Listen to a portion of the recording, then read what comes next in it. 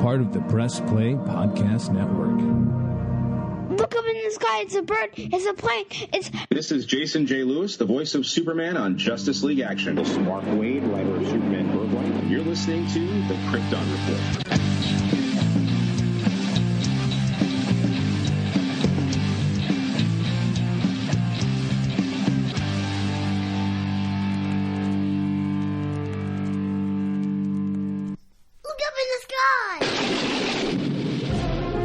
Welcome to Flash Week. Today's episode, we're talking The Flash, sorta, more Impulse, but we'll get into that.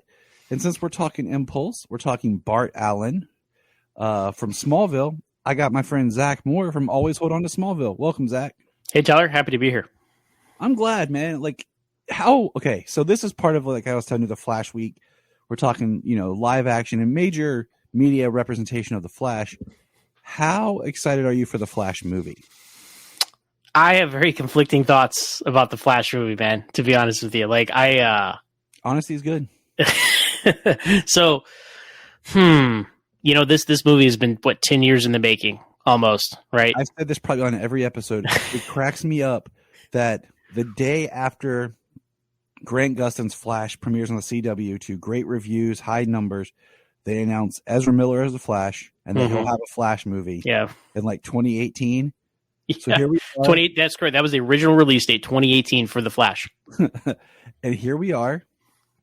Grant, as of this recording, Zach and I are recording on the night that Grant's Flash has ended. Mm-hmm. Neither of us have seen it yet. So No. Right now, technically, Grant's tenure is over, and Ezra comes out next month. So it's 9 years basically. There's a lot to be said about that and how we got to that point, but it is crazy that Grant's entire run, outside of being on Arrow when his original appearance, his entire run start to finish of the Flash series began and ended in between them casting and announcing Ezra Miller as the Flash and that movie finally coming out. So that's one thing. Yeah. The other thing is, and this is thinking back to, take yourself back, right, to 2014, 15-ish, right? It was 14. 14, okay. There was no Flash yet in the movies, right? That was a perfect time if they really wanted to create some synergy between the TVs and the movies. They could have been okay, we have Batman, Superman, and Wonder Woman, right? Obviously, they aren't going to be on TV, but we have these other shows that are doing well. Why don't we take the Flash and Green Arrow and whoever else and build your Justice League across multimedia, right? Which is the plan for DC Studios. We'll see how that turns out, because how many plans have we heard from DC, right? So I was like, why are we doing this yet again? Why does the Flash get to have his own TV show, but it's a different guy in the movies, but then the TV can't use Batman or Superman? It's the rights issues have been a nightmare, as we'll talk about with Smallville a little bit, I think. Yes. Because, we'll hold on to that thought, right? And so there's that whole factor. Then there's, I love the Flash, right? I grew up watching the John Wesley Shipp Flash show and really enjoyed that. And I have a show on my Patreon about that show and other things like that. So I love that show. So I'm a Flash fan. I've always been a Flash fan. I'm not Mr. Aficionado when it comes to the comics, but I know enough about the lore, Reverse Flash, stuff like that. So when you hear there's going to be a Flash movie, you're like, oh, wow. I can't wait to see what Flash movie it is. And of course they do Flashpoint and they make it basically a Batman heavy movie. So I'm conflicted about that because of course I love Michael Keaton as Batman, right? Who our age doesn't? Exactly. Grew up loving those films. They're still my favorites. Quote them all the time with friends and stuff, definitive movies of my youth, right? But I don't think this is the right way to bring back Michael Keaton. I think Batman Beyond would have been the right way. So I'm happy to see Michael Keaton back, but I'm like, why are you doing it like this, right? So, and then there's the Ezra Miller of it all, where Ezra Miller has not been an upstanding citizen, right? I don't know how else to say it, but the dude's committed some crimes, and we're just going to ignore that. And they just delayed this movie so long that maybe people will forget about that. So all those factors, right? I'm very conflicted about this, Tyler. That's my honest opinion. I hear you. Yeah. And my thing is, I try to think. I love the character. I'm with I have 4 comic book tattoos, and the Flash is one of them. And I think about the movie is more than one person. And I try to think about all the people that's put in a lot of hard work to make this. And then I try to with the Michael Keaton thing, I think, we heard that they were going to spin off and do Michael Keaton was going to be in Batgirl. And then maybe they were going to do a Batman Beyond movie and all that kind of behind the scenes stuff. So I'm just kind of trying to put that out of my head. Mm-hmm. I think the marketing's been a little bit more Batman heavy because of the Ezra Miller thing. Yeah. I am glad that Ezra is seeking help. But I try, in the same vein of watching Smallville with the whole Chloe thing, is trying to separate the actor from the art, because this is here now. Will there ever be anything in the future with Ezra in anything? Because he had the whole Harry Potter Fantastic Beasts things going that kind of the last movie kind of didn't do so well. So I'm just I'm trying to enjoy the hype, because I think part of why I'm as hyped with this is the first big DC event film that my kids are a part of. So my daughter loves the Flash. She had a Flash theme for her 6th birthday in April. She is so excited. My son, last year we went and saw all the Keaton films, all 2 of them, on the big screen. So he's really liked Michael Keaton Batman. Mm-hmm. So he's excited too for it. So I think part of it is just the excitement that's around this really feeling like an event film that my kids are a part of too, for the characters that we love. But I get I don't think we should all just forget what Ezra did, but I do like the fact that it seems like Ezra's seeking help, mental help and everything. But I'm just trying to separate the actor from the stuff, because there's other people in here that I'm excited to see, like Sasha's take on Supergirl. Mm-hmm. I love Michael Shannon. To see him back is exciting, because very unexpected. Yeah. He's one of those actors that anywhere he pops up, I'm like, oh, man, he's always fun to watch in anything. Well, one of the best actors working today, no doubt. And I was surprised that General Zod is back in this, right? So we'll see. I mean, there's the Flashpoint story, which everybody does now. I mean, there are other. Yeah. I love Jeff Johns and his comic book work, and the Flashpoint story was a fun event. But I wish people knew there were other Flash stories to tell. Because I think you look at the Flash TV show with the Grant Gustin show, right? I mean, they did that in the middle, but they kind of earned that in over seasons, and there's so much. You think about we talked about how it's ending as of this recording tonight. This last 4-part arc, right? That first episode was brought back all these feels because his parents and the emotion and I don't think they're going to be able to recapture that to that level in this movie with these actors and characters and storylines that we've seen this Flash in Justice League. Yes. But that's it. Right. Yeah. So, and what kind of bums me out a little bit is I think Ron Livingston's a good actor, but one of my favorite scenes was the Henry and Barry scene in both versions of Justice League. Yeah. Because I thought Billy Crudup and Ezra did a great job. I agree. So the fact that Billy's not back as his father kind of feels like that little bit of emotion that we had earned in those films that really is key to his character is not going to be represented the same in this, because it is a different actor, and that does affect. It does. Things. I mean, that's the connective tissue between, like you said, there was so little of actual emotion to cling on to with that storyline, and now it's it's gone. And I don't like recasting, man. It's distracting, but. You got to do what you got to do. I can only. It's weird to me. I don't know how big a role Henry Allen plays in this movie, but I'm you got to think it's come on, Billy Crudup, you have a week somewhere. We could have worked this out. Yeah, Michael Shannon made time for this movie. And I do want to point out the irony in the fact that this year marks 10 years since Man of Steel, and Michael Shannon's back almost 10 years to the day, back as the same Zod in a scene. So it's kind of eerie. It's strange, especially for, them. They're trying to move on past the Snyder movies, right? They have been. That seems to be what definitely is what they've been trying to do as a studio in different regimes there. And yet it's hey guys, remember Man of Steel? Yeah. Like I thought you were trying to make me forget Man of Steel. So it's strange, man. It's very strange. It is strange, and I'm excited for some things. I'm excited because the director today put out something that was interesting, and I won't say anything more. Which she should not have said. I can't. Why would you say that? Okay, so I know. Yeah. We're not going to say what we know, right? But I 100% agree with you. Why would you?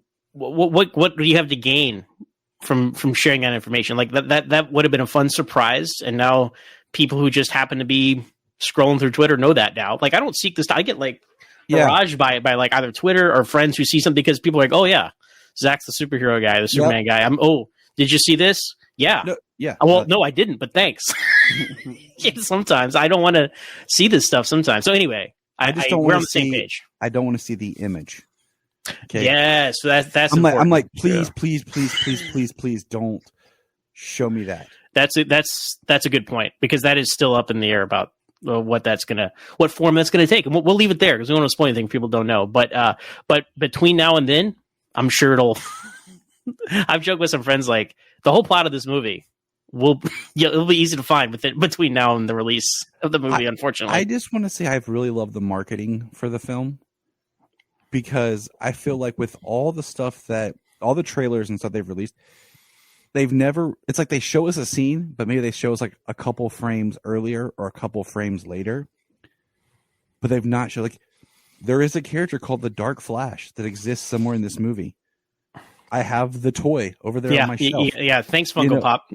And then there's the Funko Pop. Like so there is a character that we've not seen. I have my suspicions about that character, but we'll leave it there. And that's how I feel too. And I'm like, I'm cool with it. But we're here to talk Smallville. Yes.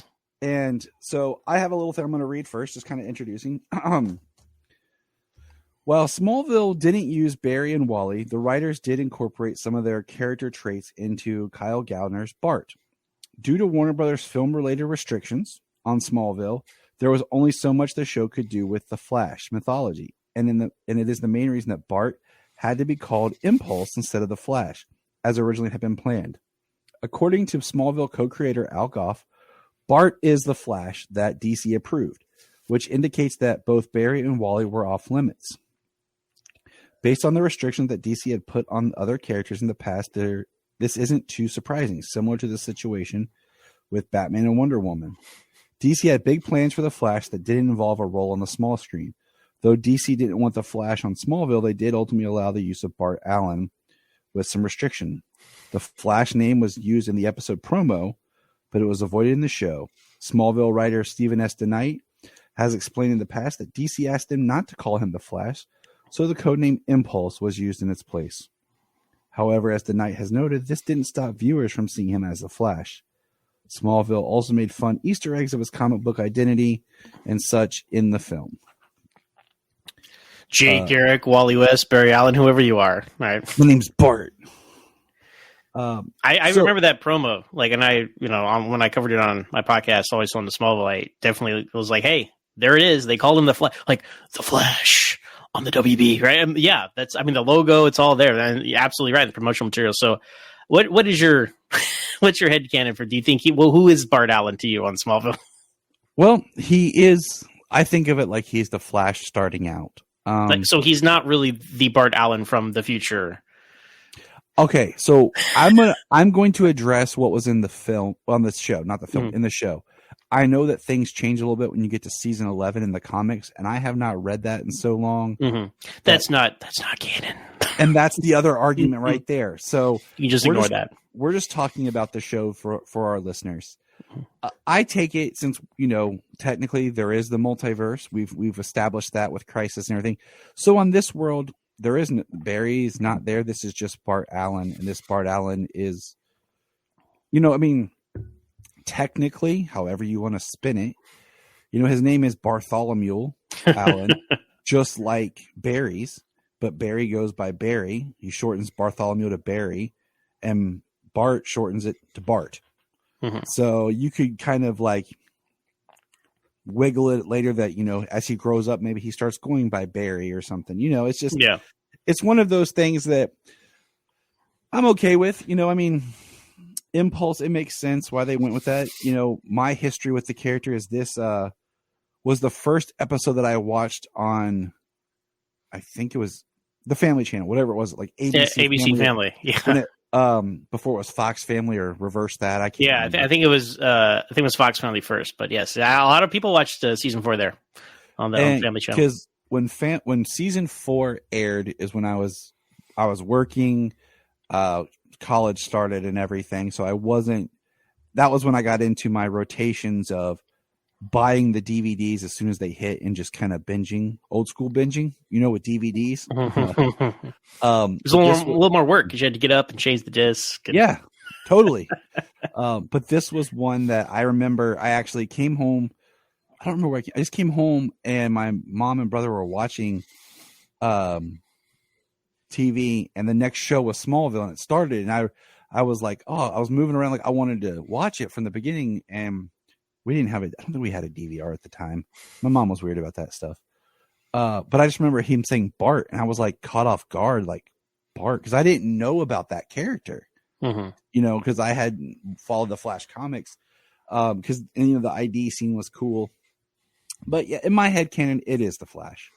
It's Smallville's version of the Flash, and as you were saying earlier, it's so weird because of how they're like, okay, this character can only exist on TV and this one can exist in the film, but then we have Clark Kent, but then we can do Superman Returns. Yeah.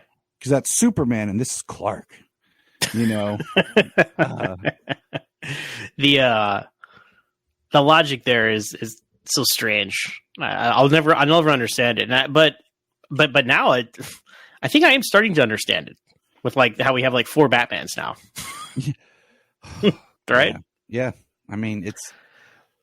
But now that's a little extreme, obviously. But it's like there should be a TV universe and a movie universe. I think that would be the easiest way to have avoided all this. I don't understand why there's conflict. Yeah, and I mean that's why I kind of see where you want to tell stories, and sometimes having the 2 versions is much easier than having them tied together. 2 versions is great, Tyler, but like let them have 2 versions. Yeah. Like let them have 2 versions. That was the problem. There can only be 1 version, right? And that's why we didn't see certain things. It's not Highlander, but there can be only 1. Although this is a hot take. Like side note, I don't mind Batman not being on Smallville because Batman is literally in everything else. Like he's taken over DC Comics. So like I'm like, you know what?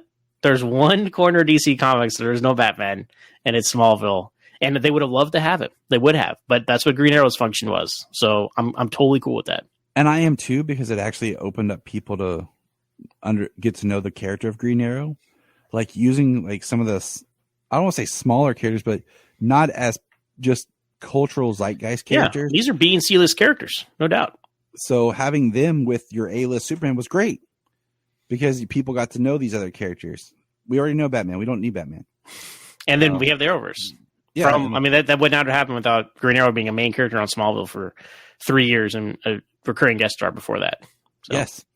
I became a big Green Arrow fan because of Smallville. Yeah. So Bart, technically, and this is one of those things like you think of the character like, oh, Bart's around. He's part of the show. Yes. He was only in 4 episodes. Technically.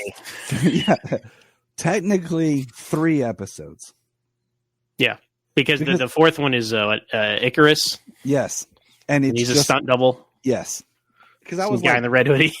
Because I was like rewatching all of them, and I was like, it's one of those things like he gets mentioned and a picture appears in other episodes, so it felt like he was more present. But he appears initially in Run, which is his big debut episode, and then he appears in Justice, and then Doomsday, which you recently covered on the podcast, which I haven't got to listen to the episode yet. It's actually next one. Set aside some time on that one, though. Yeah.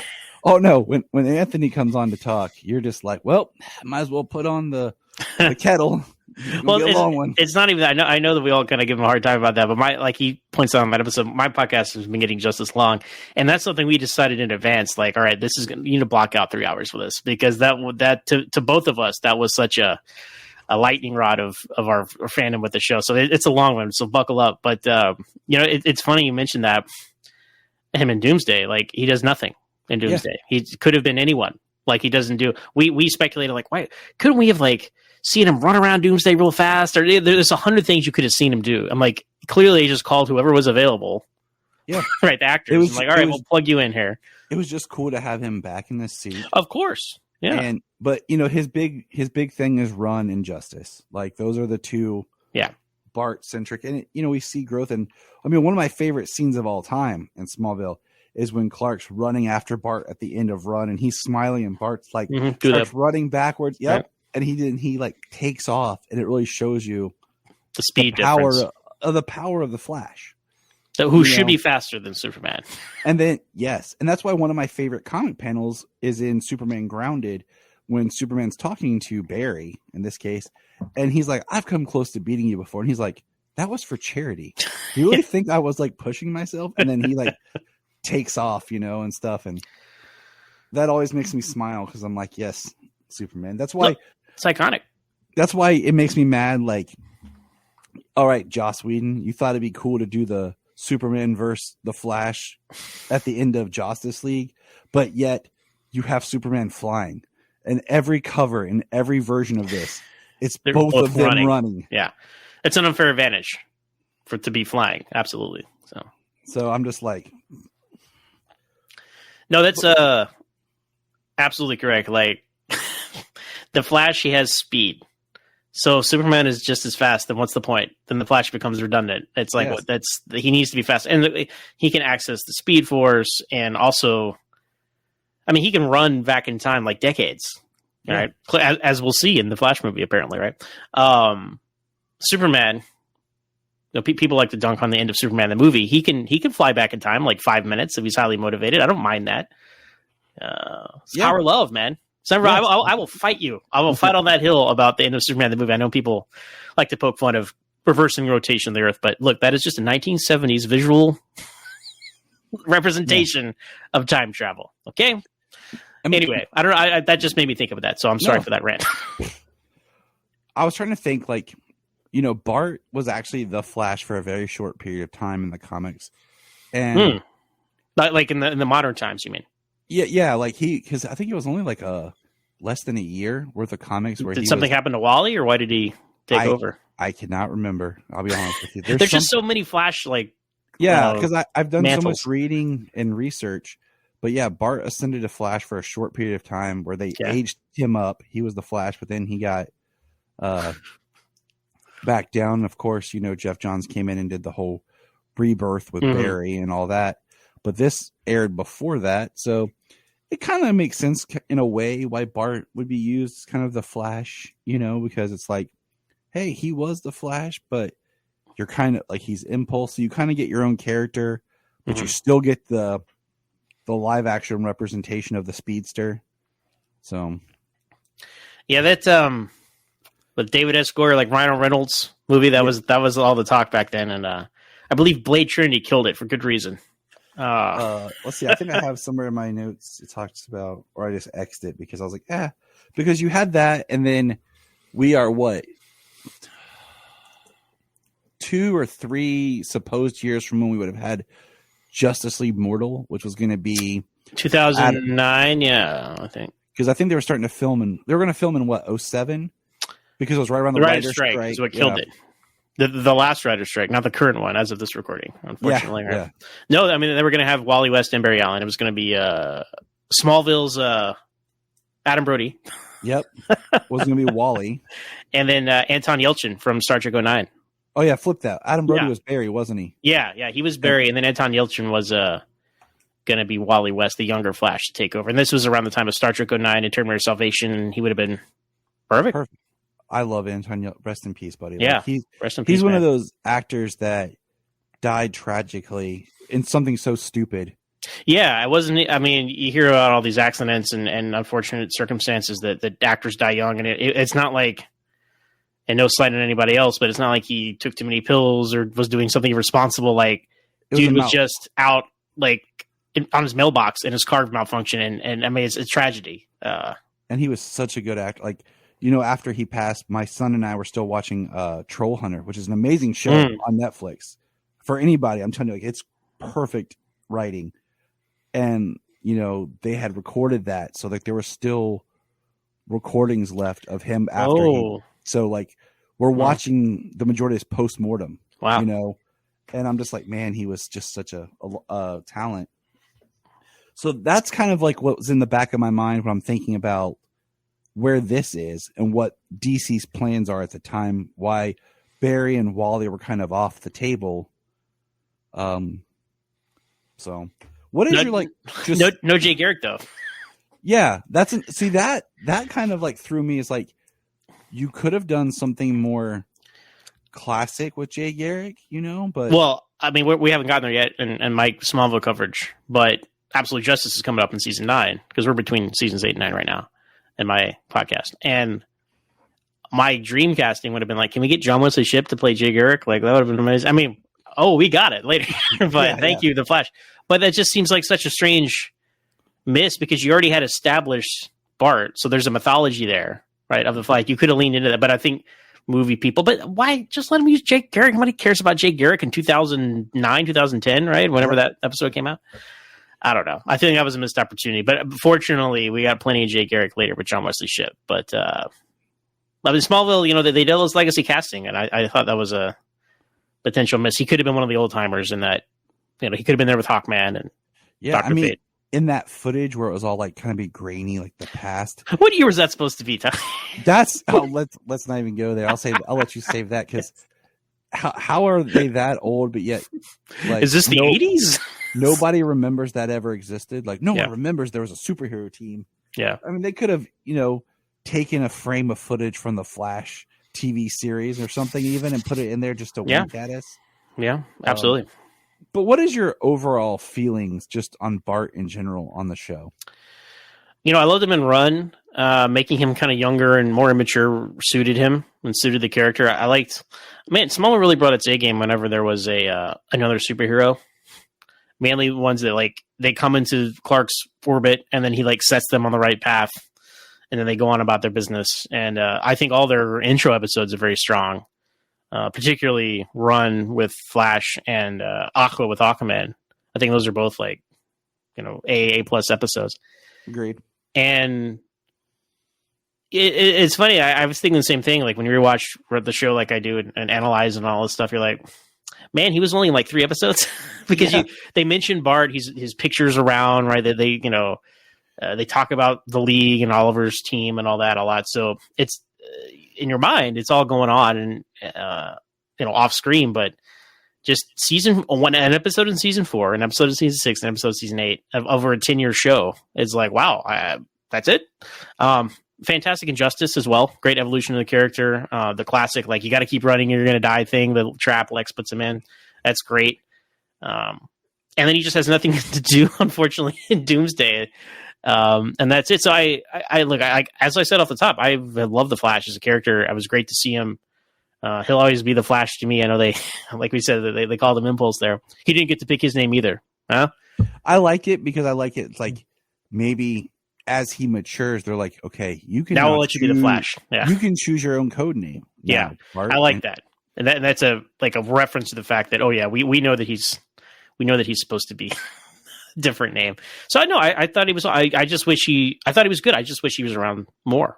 I agree, and they had done more with him. I like that, he leaves. You always have that nice little plug like in Aqua and in Run where it's like, we should start like a club or a league or something. They always have that little nod like, Junior Lifeguard Association, bro. Yeah. And so and then, he comes back and, Clark's like, he's up to stealing. He's like, nah, man, I'm working legit. And yeah, you have that great like evolution of what he's done. And, the figure, I love that they did the Smallville figures from Justice. I wish they had done more Smallville figures. Do you have those? Yeah, I do not have those yet. So one day. I found, so Bart was the first one I got. I found it. It was at the state fair. My mom and I were walking through like this section was like people who are like vendors and stuff. Okay. And I found the Smallville Bart, and that was the first one I bought. Then I bought on eBay Aquaman and Green Arrow. Then eventually I had to save up some money because Clark was always so ridiculously expensive, and I bought Clark. And then just this past February for my birthday, my friend and I were in Pennsylvania in a comic shop, and they had a bunch of open figures, and one of them was the Cyborg. And that was the last one I needed. And I bought that one. So now, yeah, I finally have the 4 nice man figures, right? Or 5, sorry. Yeah. With Clark, yeah. Yeah. Because I was like, my Impulse figures here on my Flash collection, and then the rest of them are over there on my Smallville collection. Gotcha. But, Smallville, I like Impulse Flash. Like, I think it's a great character. It works well. I like his costume. Like, I love the quote unquote hoodie look that all the characters got with the sunglasses, for Smallville. They worked together, I think Green Arrow's works. Flash works enough. Because you can't make him look like Flash. He's got to be a little different, so he's got to be Impulse. But even Impulse's suit, there was no hood. Yeah, everything. He's not. They could have given him actual goggles, I guess, more like Impulse if they want. But everybody had the cool shades. That's the Oliver's. It made sense because Oliver made this team, right? So as underwhelming as I felt some of those costumes were, especially now, but back in 2006 when Justice came out, it was like mind blowing stuff, right? And it really is quite an achievement. But it's like, okay, Oliver Queen made all these costumes. That's why they all look the same and have the hoods and the sunglasses. Like that's fine. Like you just got to let it go. And know that, like, again, look around, like the landscape of 2006. What else are we getting on TV? Like Heroes, right? And there are no costumes there, so that's it. It was, and then you just think about the early 2000s period. Like you had the X-Men in the black costumes, and then they didn't always wear their uniforms. Mostly not. Well, Wolverine's costume is like his undershirt. Yeah, his tank top. Because even in the X-Men, the first film, like Wolverine's suit is he grabs an extra uniform of Cyclops's and he puts it on and he makes fun of them for wearing them. Would you prefer yellow spandex? Yeah. And then you had Spider-Man, which was, true to form. And then you had a couple others here and there that were like still trying to be their comics, but, at the same time, it was still in that era where it had to be darker and more gritty, and we can't actually do like pure comic, though I still think Ben Affleck's Daredevil suit is awesome looking. I love that suit. I like that movie. Hot take. Director's cut is obviously better. Yes. I'm gonna say the director's cut really makes a lot of what made the theatrical cut awkward work. So. But I still enjoy it, like for what it is. But on costumes, do you remember? I don't know if you have this in your notes anywhere. Do you remember they were talking about that Flash spinoff show?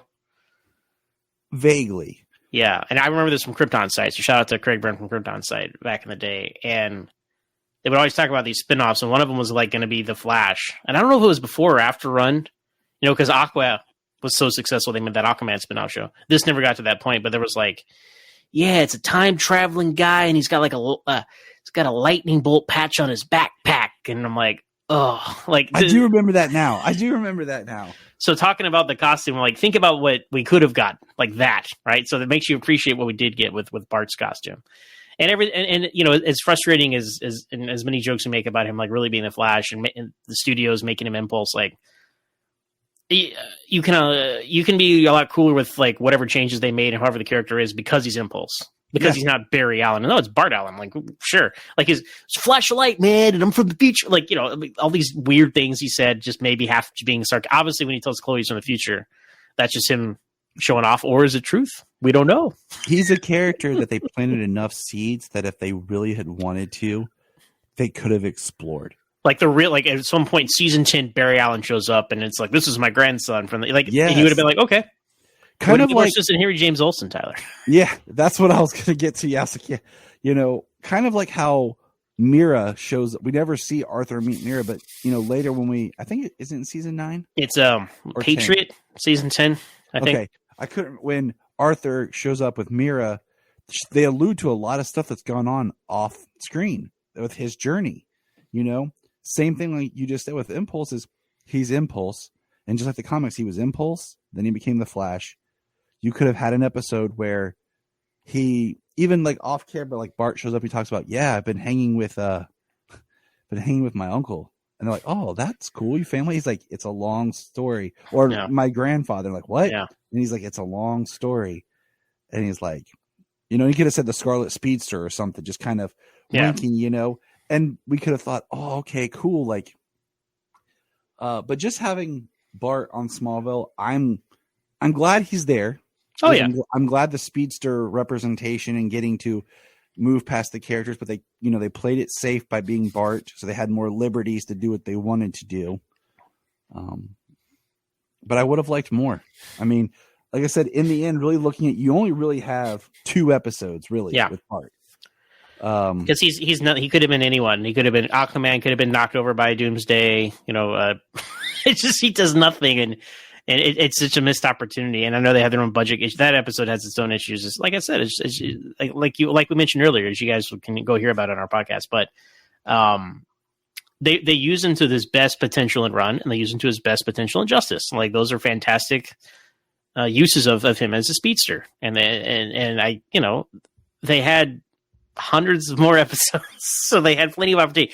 I don't know, Kyle Gallner, like, you know, he was in the Nightmare on Elm Street reboot. He's been in a lot of horror movies. Like, that's kind of his thing, it seems.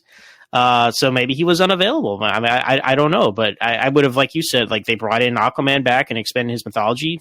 It'd been perfect way to bring him back for some reason later on in the show, just to check in one more time. It would have been cool if he had been there with Clark during the Absolute Justice. It's kind of like Clark's teammate, you know, and having like the two teams. You think it's because they had Green Arrow like as a main character? They decided, we don't need more of these guys anymore. I kind of feel that. I mean, honestly, like, you have a secondary superhero all the time now. Like, why do we have to keep bringing these in? And you mentioned Kyle. Like, I really hated that spoiler. Okay, I really hate that he died so early in Scream 5. Yeah, I was hoping for more from him. Yeah. I wanted to see more. And then I can't remember the movie off the top of my head. It was a movie he did about being in the band called The Fingers.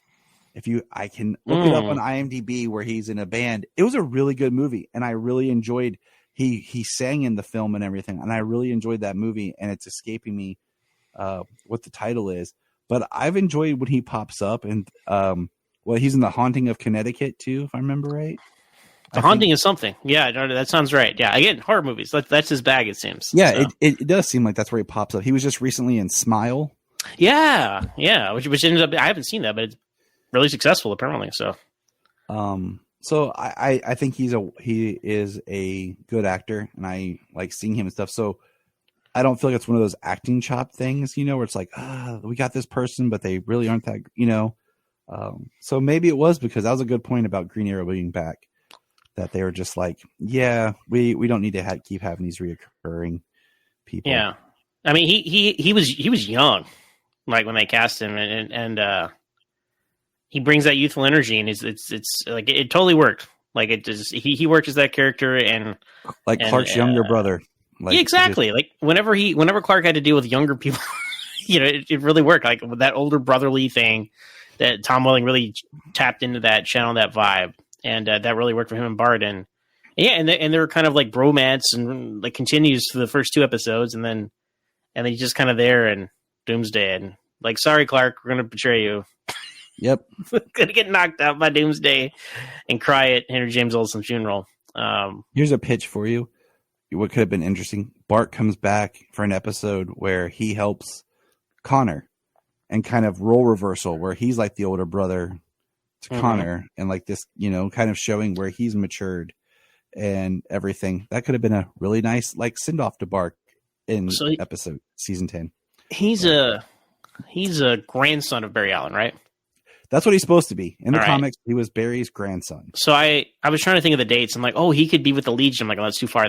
That's too far in the future. That wouldn't have worked, because I was thinking, oh, the Legion and other characters just disappear. Yeah, they are like they are good. Like, but. No, you could have done a lot of stuff with that, but no, you got to appreciate what you got, you know. And in Smallville at the time, like, hey, we're getting as close as we're going to get to the Flash, because, you know, there were rumors of that Flash movie for years, as we said, that never happened. finally getting one. Yeah, But fine. back then it was like, well, this is as close as we're going to get. And I guess it wasn't as mind-blowing to see him run and stuff because we saw Clark running all the time, like because he didn't fly. So there was that's a big difference between the Clark and they Marvel really and Superman. didn't do like the Speed Force Lightning or anything that would No. they were still just kind of doing that hyper, same, like you said, same as Clark, but it was still just cool to have him, Yeah, he had a little lightning trail and stuff. Like it was a little different, but they were just didn't, maybe they couldn't, but they did not go into the whole Flash mythology like they could have. So yeah. And so you haven't read season 11, you said? I have. You have. Okay. I read it when it first came out, and I know there's some things that go on about they retcon kind of who and what Bart is, and I was just like, you know what, we're not going to go down that rabbit hole because that to me, like you said, it's like it's not canon. You can take it if you want it, but it doesn't. It's not canon. So I'm just like looking at just how they did it on the show. No, I agree. People are like, oh man, if because Tom and Michael always talk about this animated show they want to do, right? And they're like, oh, are they gonna adapt season 11? Is it gonna be in continuity? No. It's not. Because season 11 is like, we're going to do whatever we want. And they're like, Wonder Woman, Constantine, our own version of Crisis, which conflicts with the Crisis that was filmed, which is canon. Which is canon, yeah. Batman, immediately, right? Yeah. They were like, this is our chance. How fast can we get to Batman, guys?